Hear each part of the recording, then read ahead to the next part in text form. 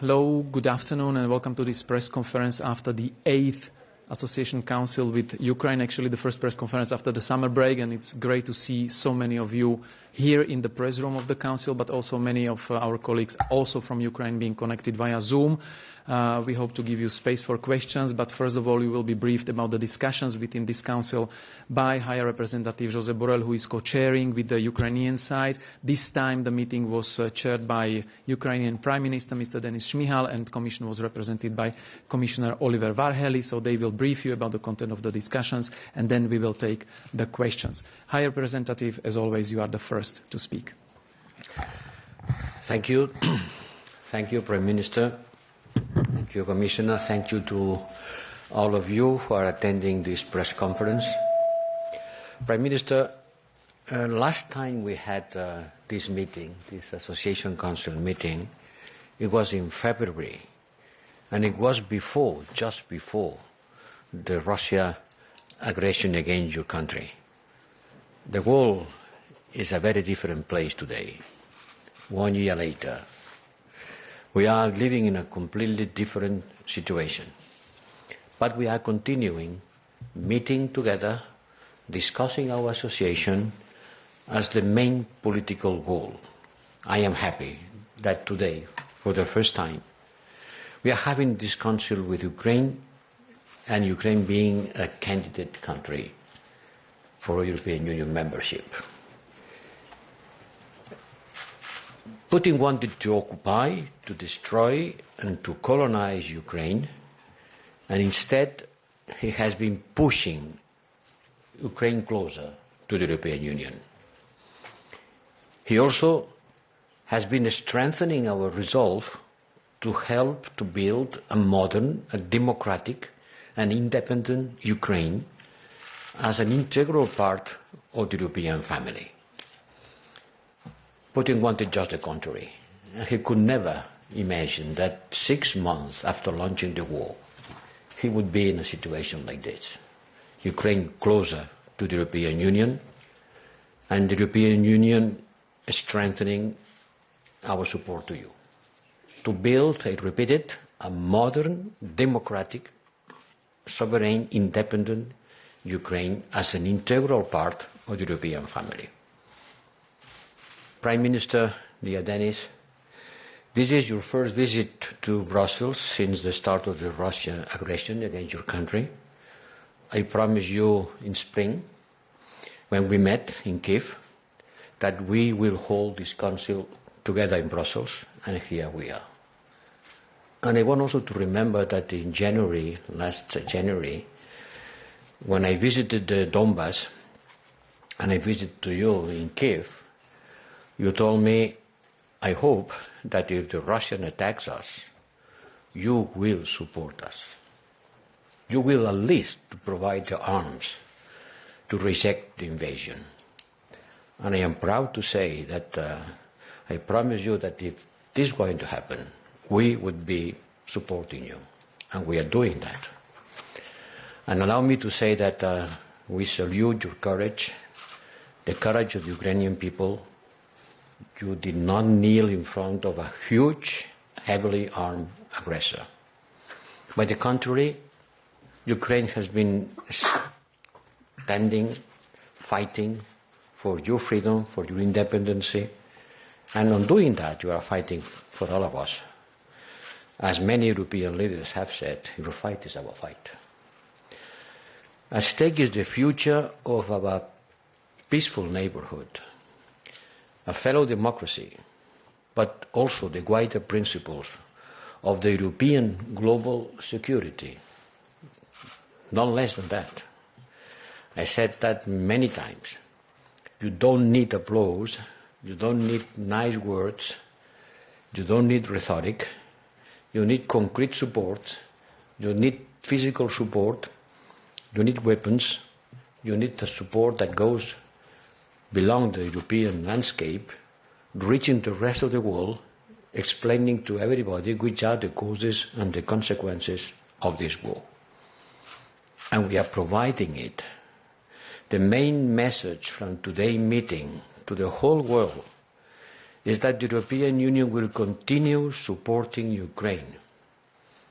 Whatever threat, whatever blackmail Russia can put on us, we will provide our support politically, financially, humanitarian and military, as long as it takes and as much as needed. The first goal of our support is to help Ukraine to end the war, because we want this war to end as soon as possible, but not on any way. We want this war to end, respecting the sovereignty of Ukraine. And the long-term objective that goes behind the war is to support Ukraine to win the peace. And to win the peace means to build, as I said before, a modern, democratic, and independent and prosperous Ukraine. Our meeting today, dear Prime Minister, is also a proof of the resilience of Ukraine, of its people, of your institutions, despite your Russian aggression. It also underlines the importance of our relation, which is advancing faster than ever. During our meeting, we reiterated in the strongest possible terms our condemnation of the Russian war of aggression that has to stop, and unconditionally withdraw from the entire territory of Ukraine with its internationally recognized borders. This certainly includes the actions of Russia around the Zaporizhzhia nuclear power plant. The last news that we got about the situation there are increasingly worrisome. There is a nuclear gamble that has to stop. It's a nuclear gamble playing with fire, which is another example of Russia's reckless behavior. Disdain for international law, basic principles of nuclear safety. We emphasize our joint support to the efforts of the International Atomic Energy Agency and underline the need for Zaporizhzhia nuclear power plant to remain an integral part of the Ukrainian energy system and a demilitarized situation. Dear Prime Minister, with your application to European Union membership, you took the commitment to intensify the reform efforts, because before the war you need reform, and these reforms are still needed. And today we took stock of the progress of our bilateral agenda, the Ukraine reform path, both of which have been advanced at a remarkable rate over the past month, and that despite, or maybe due to, the Russian aggression. We underline the importance to follow up on the recommendations set out in the Commission. Here's the Commissioner Borrell, who will develop more on that, on the Commission opinion on Ukraine membership application. And certainly in the key areas of rule of law and anti-corruption, we welcome the recent steps taken by you, but also we encourage further actions. We also welcome your important progress in the human rights field. We commend your ratification of the Istanbul Convention, a major step in protecting women and girls from all kinds of sexual and gender-based violence. We also focus on the need to ensure accountability for Russian war crimes. We fully support international and Ukrainian efforts in this matter. Finally, Ukraine still needs to ratify the Rome Statute in order to benefit fully of the rights of a full member of the International Criminal Court. An issue which goes further our relationship is the grain export from Ukraine. And we knew a lot about the consequences of this United Nations brokered agreement and the facilitation for the export of more than 10 million tons of agricultural product from Ukraine. Today we have signed several agreements on Ukraine participation in our customs and fiscal programs, on digital euro programs. Oliver will debrief on our discussion on this important achievement made in our extremely wide sectorial cooperation agenda. the Convention on the Simplification of Formalities in Trading Goods and the Convention on the Common Transit Procedure that will be able to join us the 1st of October is another key success. All in all, to summarize, it's clear that the reforms and sustainable reconstruction will take time, but let me underline that Ukraine can rest assured that the European Union will support you all the way on your European path as a fully independent and sovereign country. Thank you. Thank you. Pane premiére, будь ласка.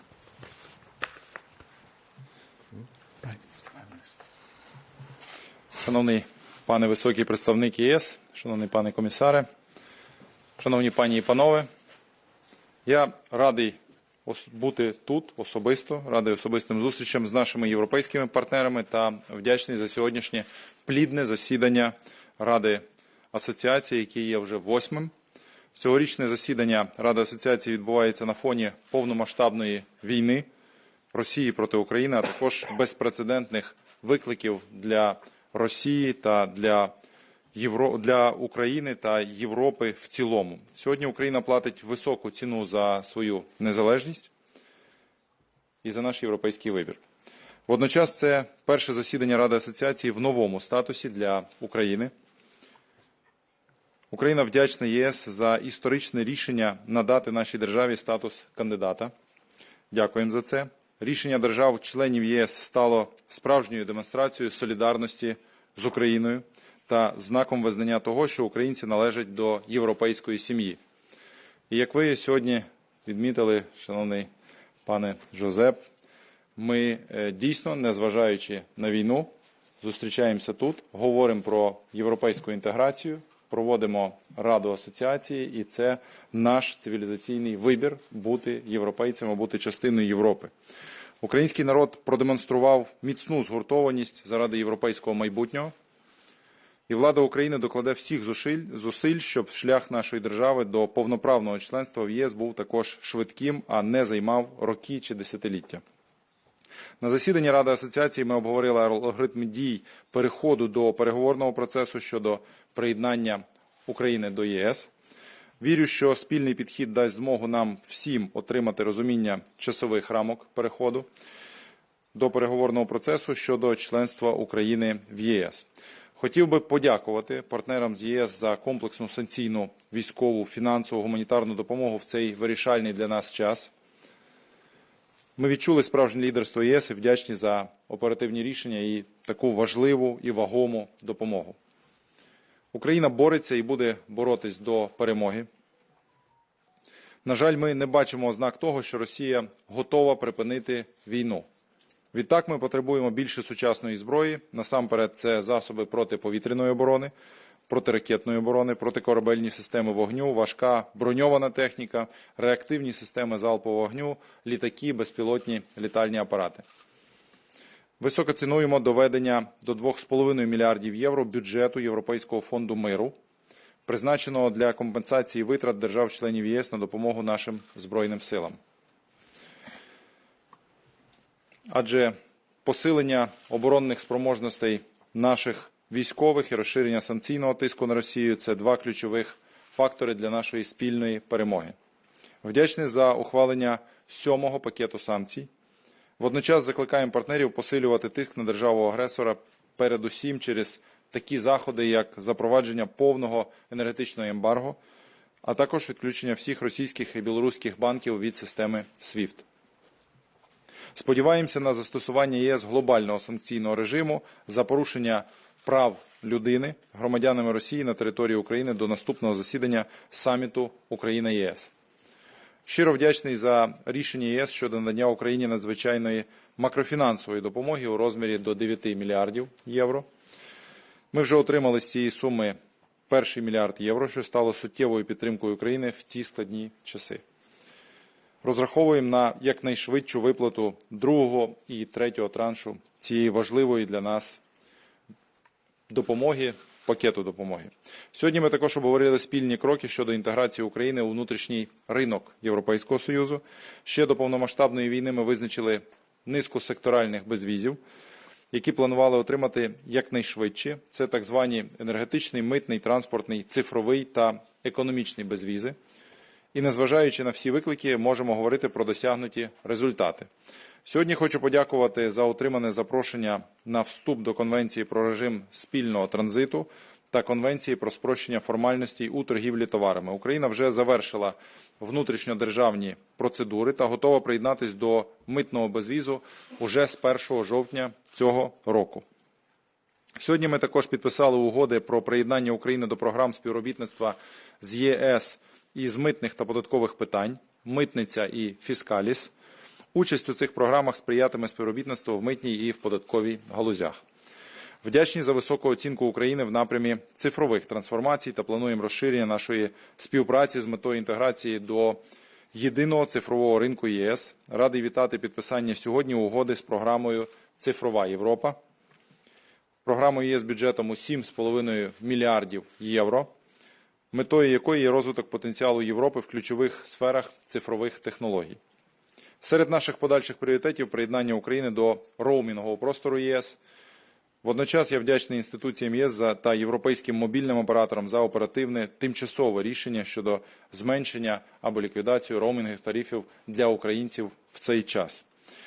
Ми також налаштовані на прискорення повної інтеграції енергетичних ринків з Європейським Союзом, адже всі ми вже відчуваємо переваги енергетичного безвізу, синхронізації української енергосистеми з європейською системою НТСІ. На тлі зусиль ЄС щодо скорочення залежності від російських енергоносіїв, експорт електроенергії з України може замінити значні обсяги імпорту газу з Росії. Україна також має найбільші підземні сховища газу в Європі. Частину з обсягу понад 30 мільярдів кубічних метрів цих сховищ ми можемо запропонувати нашим європейським партнерам для формування своїх газових резервів в умовах ненадійності постачань газу з Російської Федерації і нестабільного ринку. Високо цінуємо солідарність і підтримку ЄС у сфері торгівлі.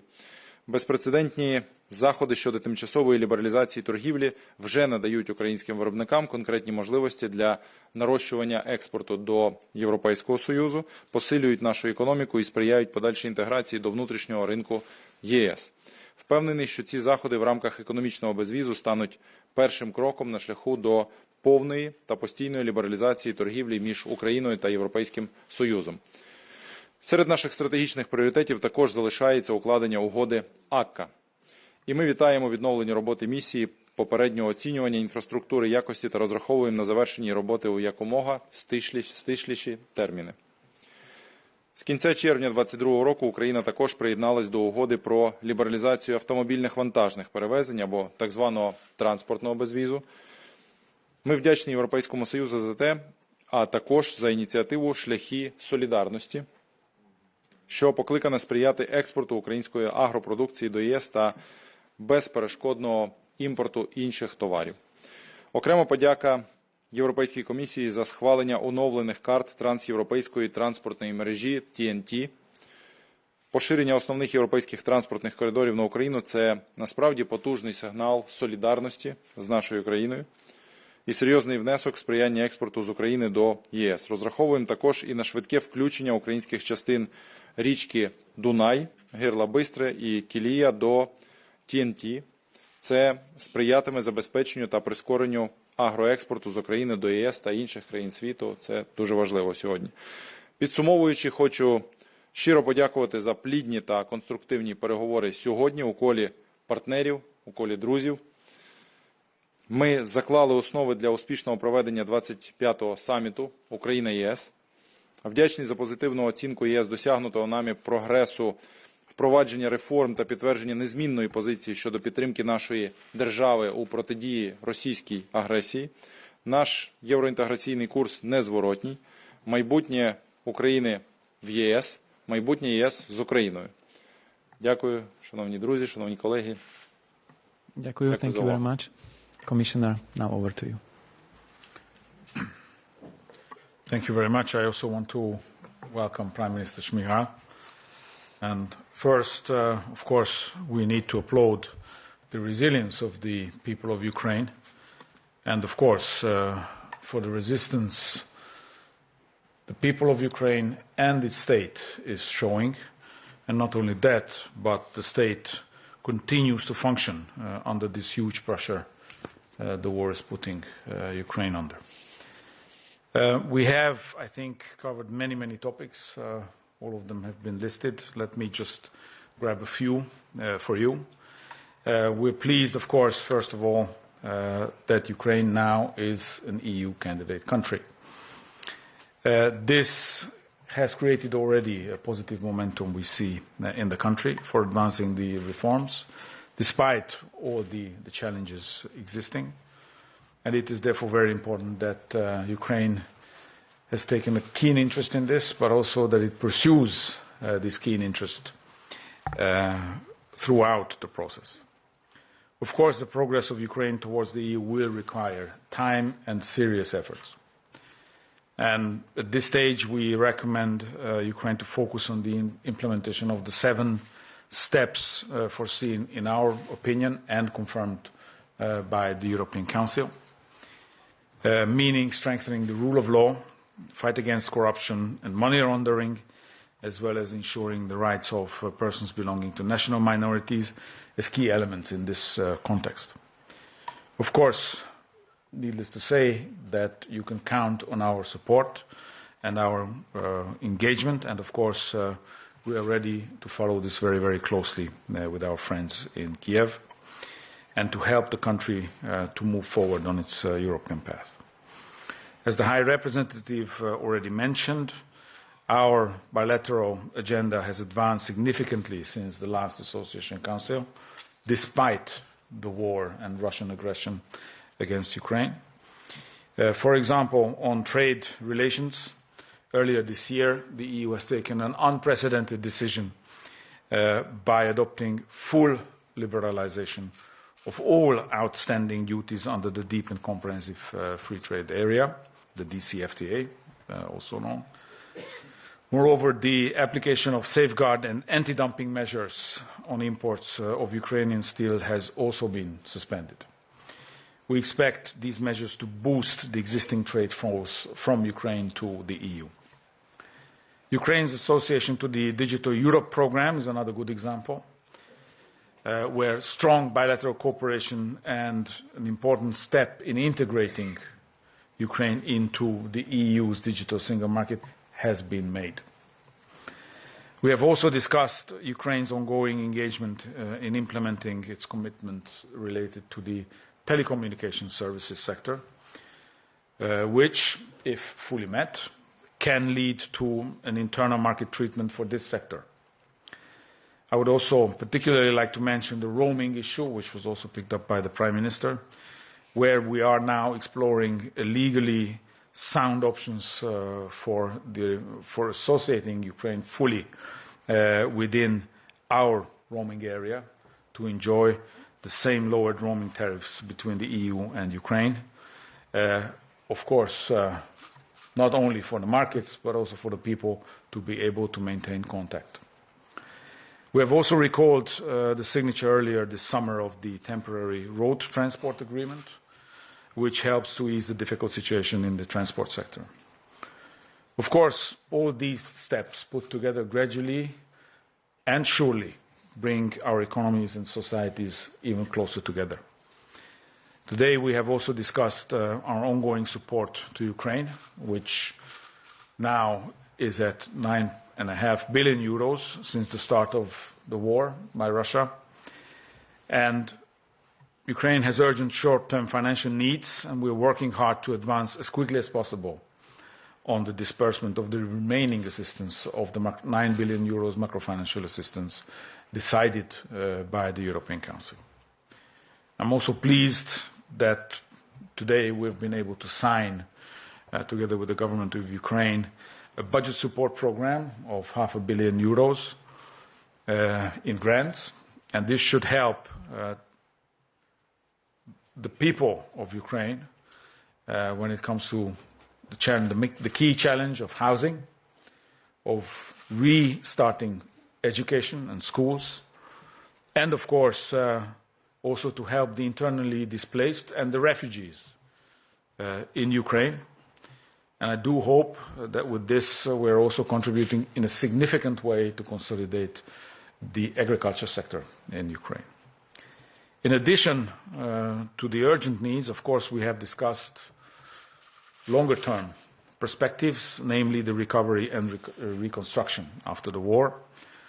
And we are committed to support these efforts of Ukraine.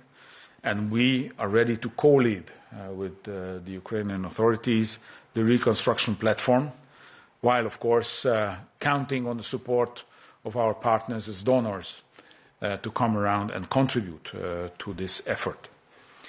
In conclusion, I want to, of course, reiterate, as it was already done by High Representative, our unwavering support to sovereign and independent Ukraine, and we support the territorial integrity of Ukraine.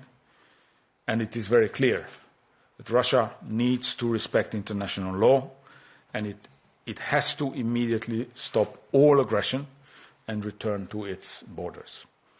Our objective is to help Ukraine emerge stronger and more resilient from the devastation of this invasion.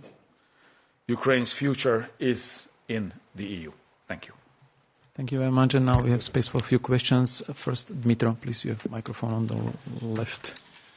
Dmitry Shkurko, National News Agency of Ukraine. Thank you for the floor. High Representative, today in Prague, during Interparliamentary Conference on Security, we have had some kind of views which were calling to EU to cancel the military supply to Ukraine and to push Ukraine to some kind of negotiations with the country which is obviously a country of aggressor war. So that from your point of view, how widespread such ideas are among the EU countries, because that is exactly reflects the Russian narrative about that issue, and how dangerous that issue is for unity of European Union as such.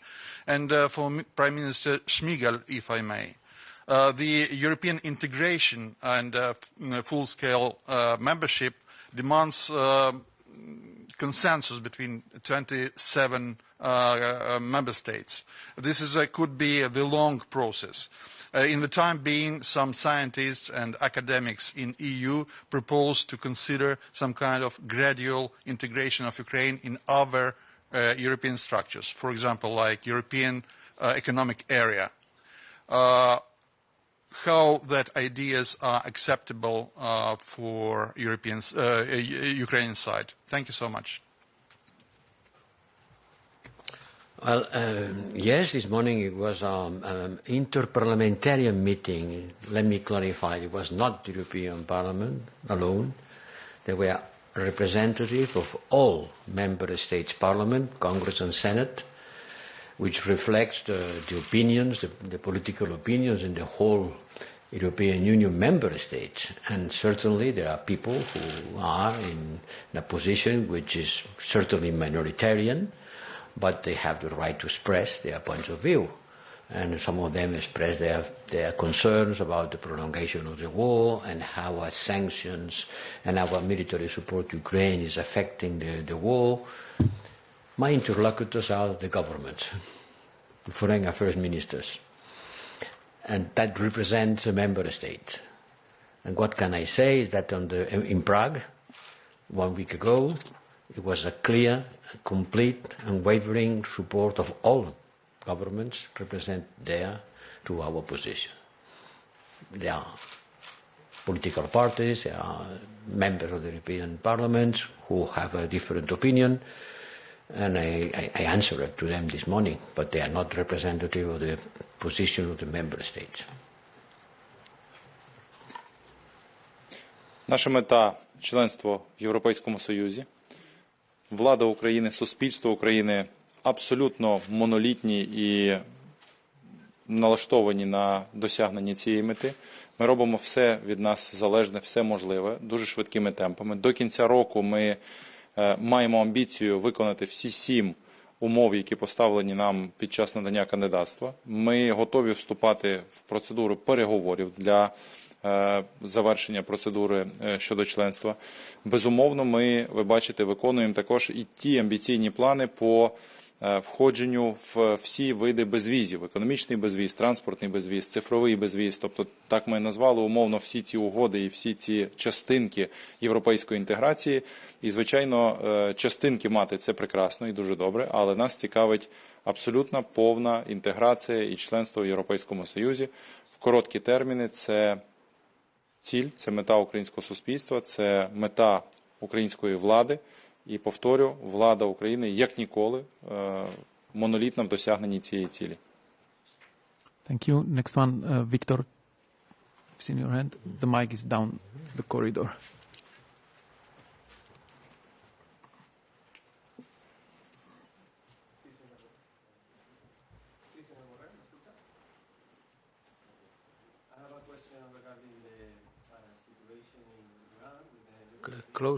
Closer to the microphone, please. It's not working. Not working. Try to speak up louder directly into the mic. Try to make the microphone work. Yes.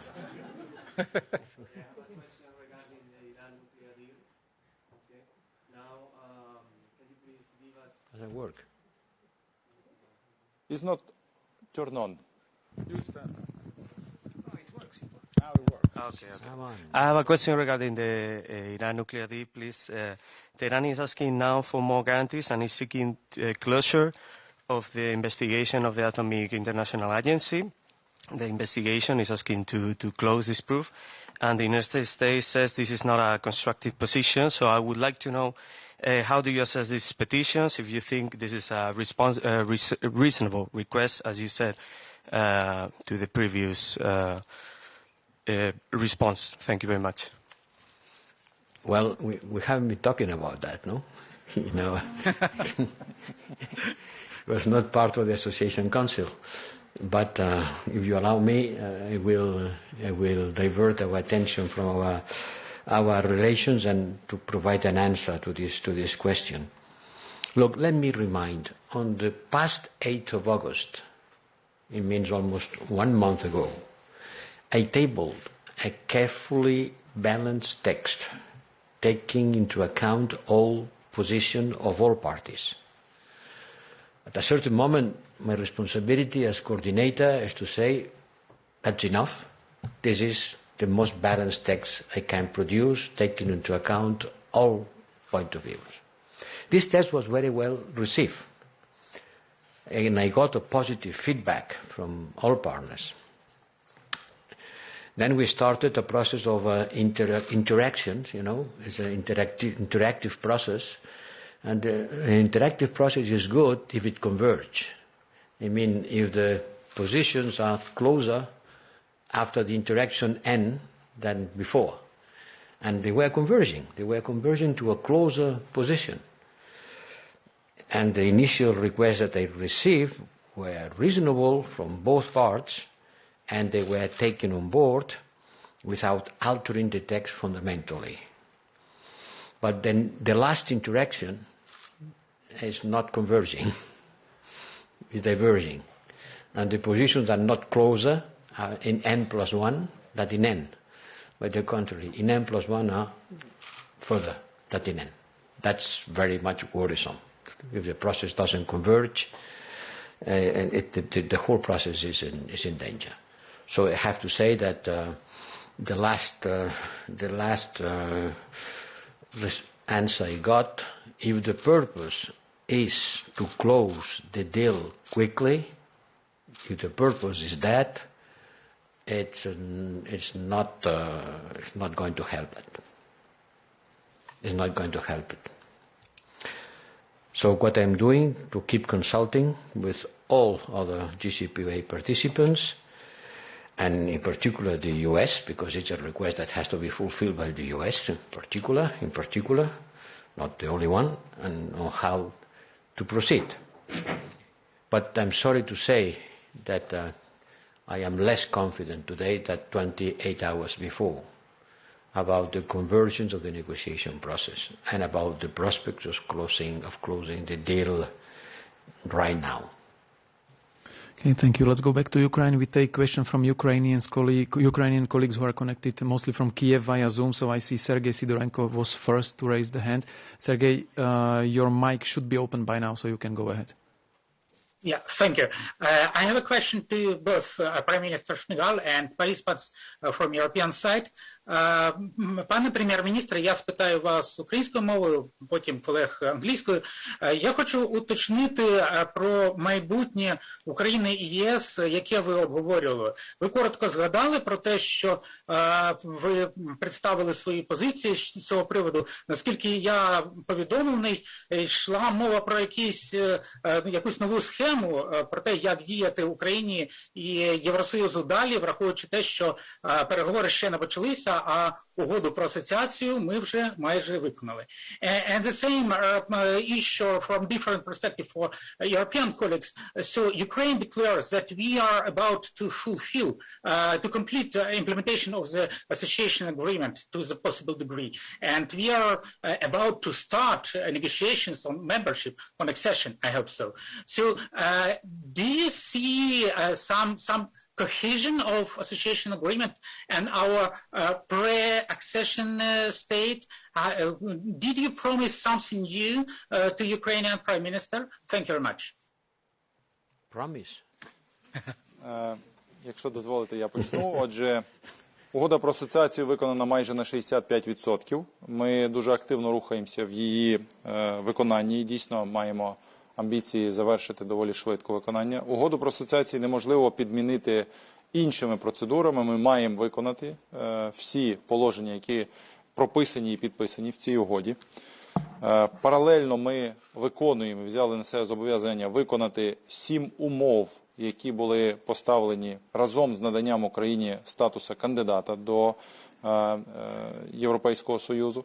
Відповідно, при виконанні цих 7 угод, при паралельному виконанні угоди про асоціацію, ми маємо амбіцію в найближчим часом, до кінця цього року, на початку наступного року, увійти у наступний етап наших відносин, саме в переговорні процедури, які передують, власне, наданню статусу члена Європейського Союзу. Тобто це є цей план, який прописаний директивами, законодавством Європейського Союзу. Ми рухаємося по ньому. Єдине, що монолітність сьогодні суспільства українського в бажанні бути членом Європейського Союзу, монолітність влади, президента, парламента, Кабінету міністрів дає нам змогу робити це дуже швидко і менше часу витрачати на внутрішньополітичні дискусії. Тому ми зі своєї сторони готові рухатись дуже швидко і демонструємо це на практиці. А, звичайно ж, ми закликаємо наших європейських колег підтримати нас на цьому швидкому шляху реалізації наших прагнень. Дякую. I will pass the word to the Commissioner Borrell, but as you said, Prime Minister, the association agreement procedure is a procedure that cannot be substituted by anyone else. It has to be followed. This step until the the complete fulfillment of the conditions. And the Commission will issue a statement in order to see if your level of ambition has been reached. We support your level of ambition. The sooner the quicker.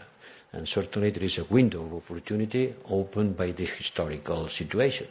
So if you, as soon as you fulfill the conditions, the negotiation will start. But for that, the Commission will have to issue an evaluation of the fulfillment.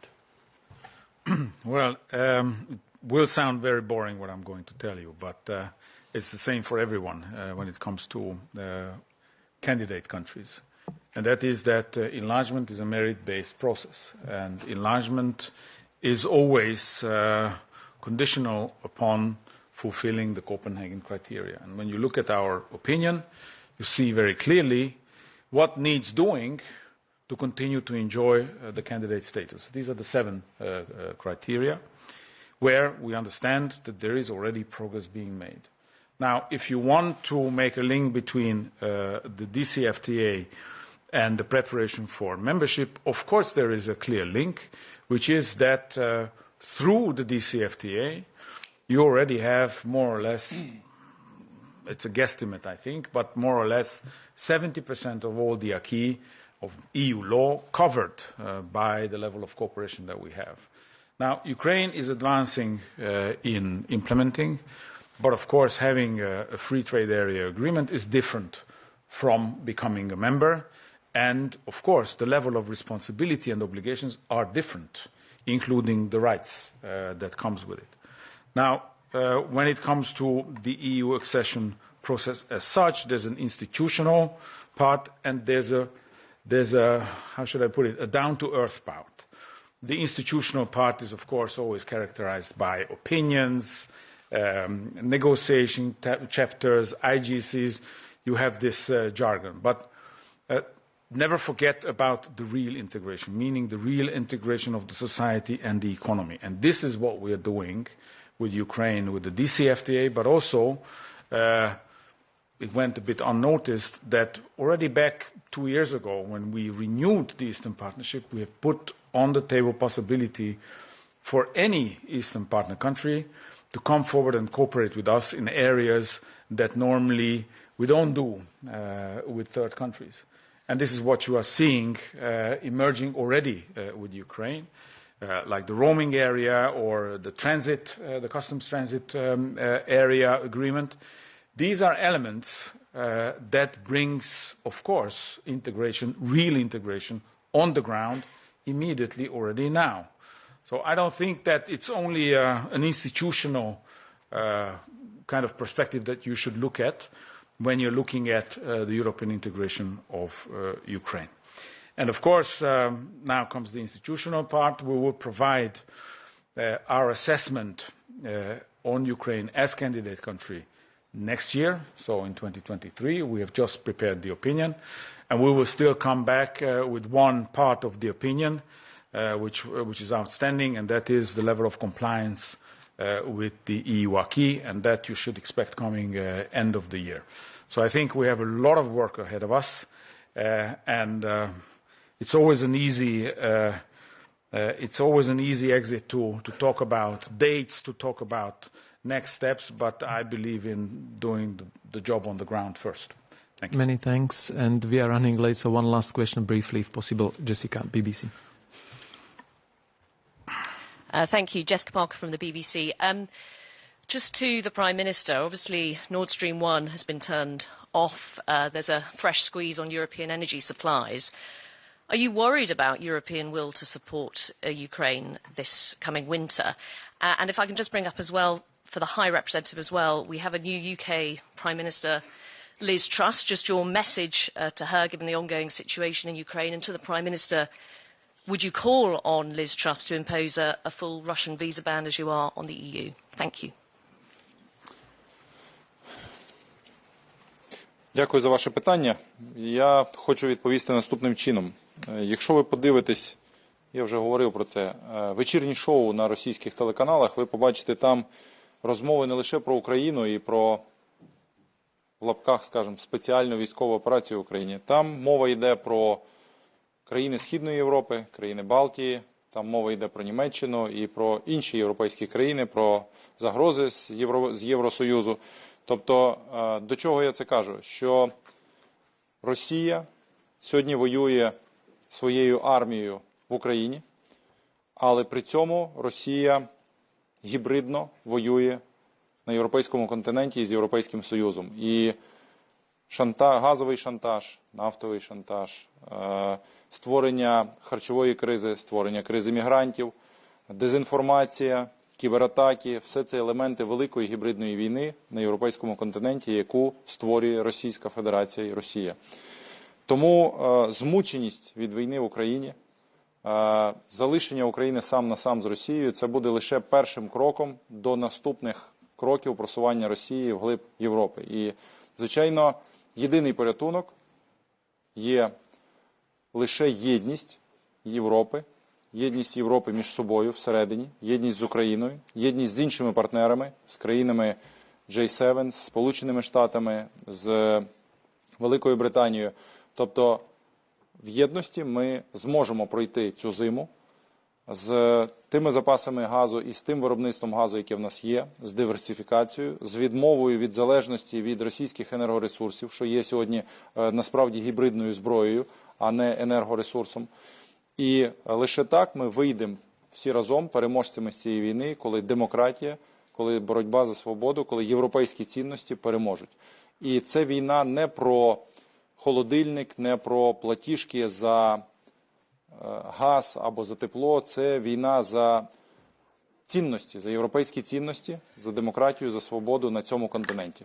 Тому я відношусь до вашого запитання схвильовано, але я переконаний, що ми здолаємо ці перешкоди і досягнемо перемоги всі разом. Україна переможе в цій війні з Росією, Європейський Союз захистить європейські цінності, захистить демократію.